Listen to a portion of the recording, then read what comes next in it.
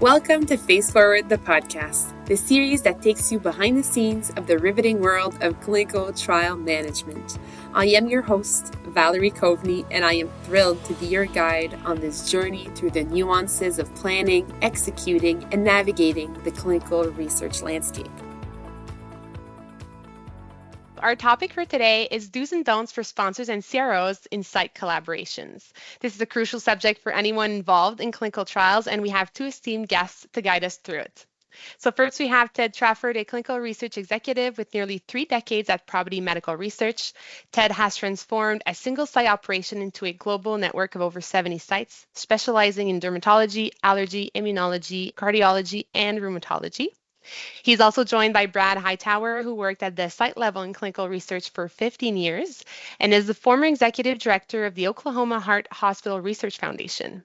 He has since started his own integrated site network, Hightower Clinical, and hosts Note to File, a clinical research podcast. So welcome to you both. Thanks, Valerie. Yeah, thanks for having me. And Ted, 30 years, and you're only 40 years old. I don't know. I know, right? I look like I'm 16 and I've been doing this for 30 years. That's why I grew the beard and it turned gray, because then it looks a little more appropriate. There you go. There you go. So for today's discussion, we'll cover the importance of investigator and site motivation while sustaining study momentum, the impact of protocol errors and inconsistencies on sites and recruitment, and finally, sponsor holdbacks and payments and their impact on sites. So let's get started here with investigator and site motivation throughout a study. What can you guys share with our audience? This is an area, that is really front and center for me. And when we think about site motivation, I've just seen so many times over the years that when an investigator and their site is really motivated about a study and really excited about it, just how much better they can perform on all aspects of the study, and the things that we need to do in order to help sites get there. And there's just so much that a sponsor or a CRO can do in helping sites along the way. So, and really one of the big things that to kind of kick things off, Valerie, Brad, did either of you play sports when you were kids?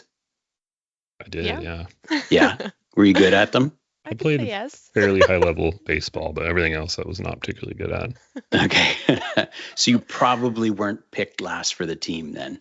When teams were being selected, you weren't that poor kid that was standing there and picked last. And so probably have no clue what that feels like. But, that's kind of how sites are treated in the clinical trial process, is we're picked last as part of the team. And it's hard to feel part of that team when not only are you picked last, but you're only given a little bit of information during feasibility, not really everything you need in order to decide that you want to do the study and be fully informed. Yeah, I mean, that's a great analogy. I mean, it's like we're picked last both literally and, figuratively. Oftentimes everything is already set. There's really no input from sites, to your point. I think to speak to your bigger point, and something I've been talking with people a lot about lately, is just the site experience that is provided by the CRO or sponsor. And I think as you were kind of hinting at, I think it's really underappreciated and undervalued how much of a difference that makes when it comes to, we have 70 protocols.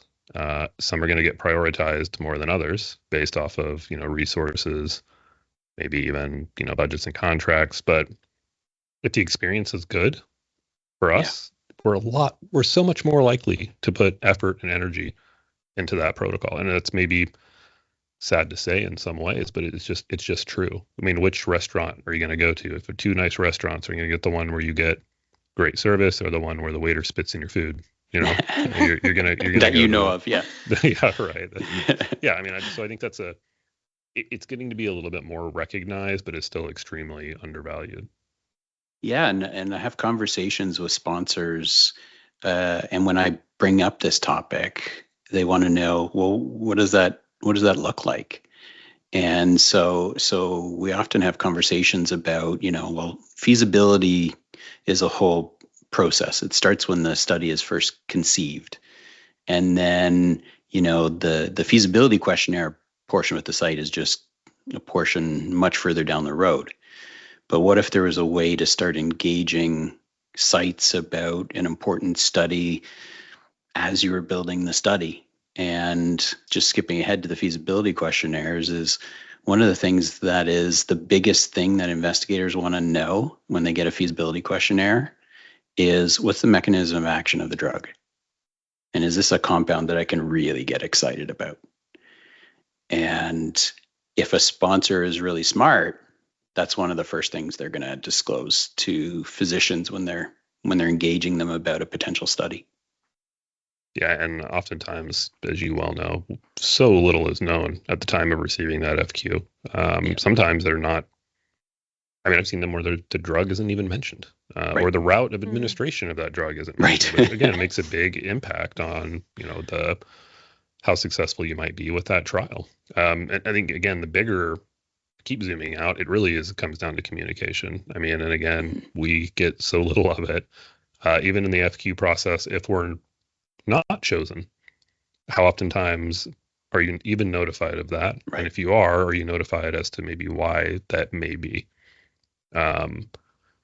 It seems like a small thing, but sites are out there, working their asses off to do this stuff. I think it's a pretty easy ask from sponsors and CROs to, sort of close the loop on those. And we just don't see that kind of thing done with enough consistency. Yeah, absolutely. And in going along with what you're talking about the communication, I think part of that is an attitude, because we definitely see with some sponsors, some CROs, the sites are kind of treated as a subordinate instead of a true partner. And if you really want to get a site motivated, you really want to think about, okay, how can I treat this group, this site as a partner in our study, and what does that look like? And that can be a little bit different for every sponsor, because how they're set up, what the relationship is with the CRO. But having that direct contact between sponsor and site is so important. Yeah, and it's mind-boggling that it hasn't gotten more attention, because you can have have discovered the best molecule in the world that is going to make your company billions of dollars. You can design a great protocol, but the sites do the work. That's right. You can't do it without the sites. So again, I often wonder how many great drugs haven't made it because of poor operationalizing and poor communication, between sponsor, CRO, and then eventually site. So again, it still blows my mind that this is the case, but this is why we're on podcasts talking about this stuff, right? So maybe people will start to take note. That's right. So Brad, let me ask you, when it comes to motivation, so we talked a little bit about, some of the things that motivate a site that really want to do the study. They want to be first to start. They give a lot of attention to recruitment, but what are some of those things that you see that decrease site motivation in a study? Oh man, a lot of stuff is decreases site motivation. Again, I think, a lot of it comes down to lack of communication. And we see, I post about this stuff on LinkedIn all the time, for better or worse. A lot of it is not having a clear expectation from a sponsor or CRO. Ultimately, and to go backtrack a little bit, I mean, we work with a lot of different doctors and groups who are, none of them work for us. We contract with these groups to provide research for their people. So we have our motivations, but the doctors have theirs, and they're different sometimes, and let's not, kid ourselves. Some doctors are motivated by making extra money. Some are motivated by purely altruistic reasons and helping their patients. All of that can work well in the context, but, Ted, to your point, if a doctor is interested more in the financial aspect and we're being paid once every 6 months and half of the payments are missing, that is a huge demotivating factor, right? So guess what study you're going to work on? The one that's paying you every month accurately. Yeah. And sometimes it's even how complicated that payment becomes. So for example, like trying to get reimbursed for pass-through costs. So let's say you've got dry ice invoices and a a lot of the times, I'm sure you experience the same thing, but we just get almost everyone rejected. Even though we followed everything in the contract to the letter of the law and given exactly what we're supposed to give, it's almost like it gets automatically rejected. And then you have to redo something, or it doesn't match the date of the visit and the ECRF. Well, yeah, that's because we ordered the dry ice the day before. Right. It's or we had to order it for 10 studies and your portion is just this amount. So that's why it doesn't match the total on the invoice. So, I mean, that kind of thing just drives sites nuts because it just chews up time. Yeah. And I think, to your bigger point, there's only so many sort of, I guess, motivating factors for physicians or sites. And I feel like they can be accounted for. I know some of this we'll talk about later too, but if you can get the financials right, obviously that covers sites and PIs who are, interested in financials, which nobody's not interested in financials, but some are more than others. If you want to be the doctor with your name on the marquee, sharing newsletters, celebrating, sites that have high enrollment. Some studies don't even have newsletters. You have no idea what's going on in a study. I'll ask a CRA and they won't know what's going on. How many patients are enrolled? I don't know. I'll have to ask somebody. That shouldn't really be the case, I think.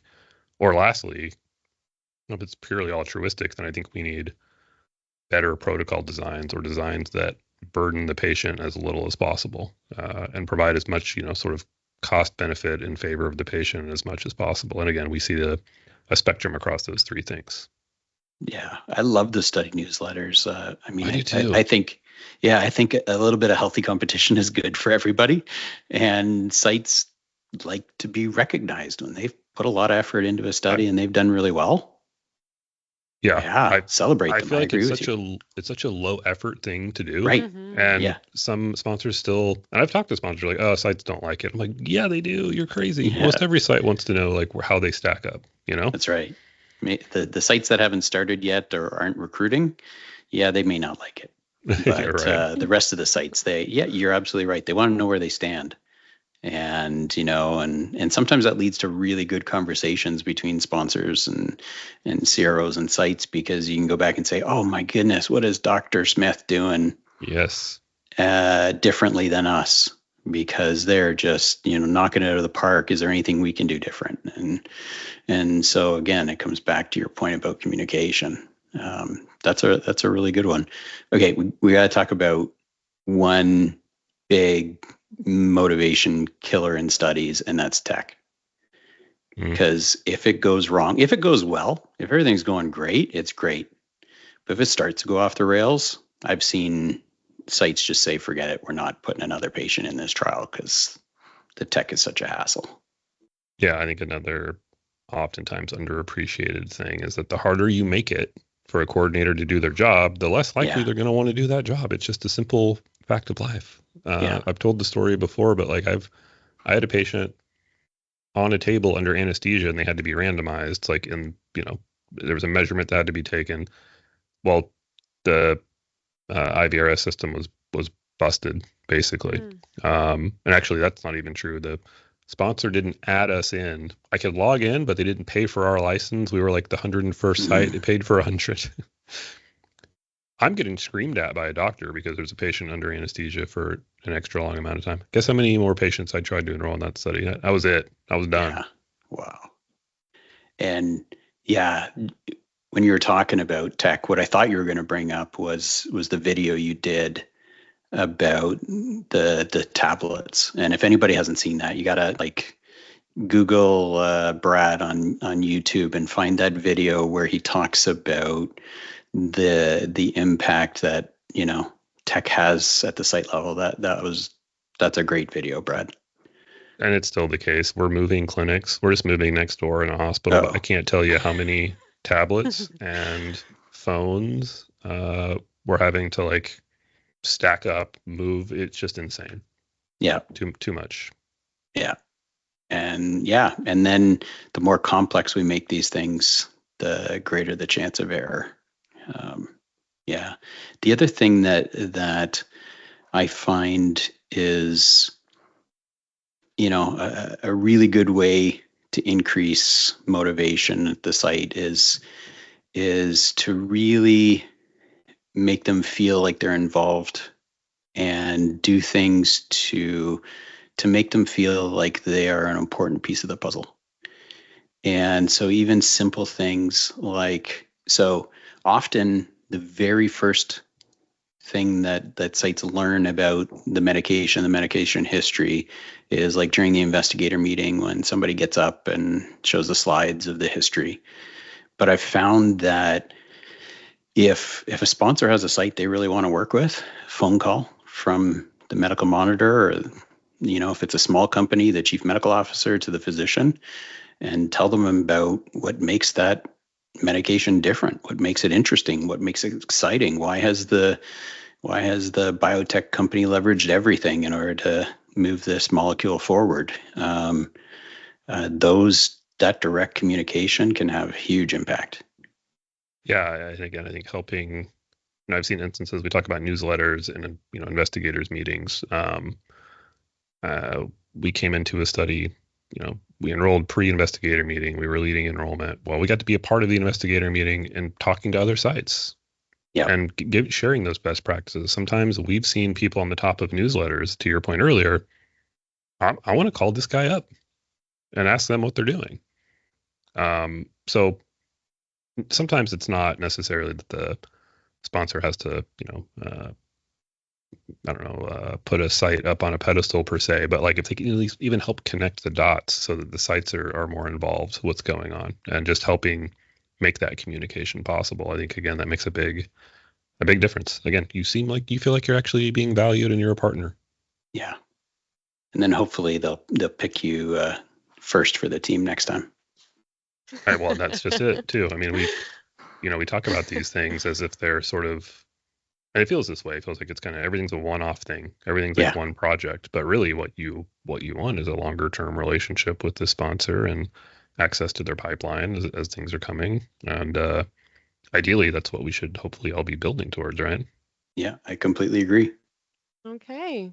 Well, that was great. Thank you for those insights. I feel like we're kind of taking a step back. Maybe people don't necessarily take, especially like considering the sites and the relationship. And I think, there's a lot to build on from what you guys said just then. This concludes part 1 of 3 of our discussion. Make sure to listen to part 2 and learn about the impact of protocol errors and inconsistencies on sites. As we conclude another illuminating episode of Face Forward, we find ourselves at the crossroads of science and progress. Remember that behind the jargon and statistics lie stories of unwavering commitment, meticulous observation, and the pursuit of evidence that shapes our understanding of health and disease. Stay at the forefront of knowledge and innovation and follow Face Forward on your preferred platform. My name is Valerie Kovney. Thank you for joining us. Until next time.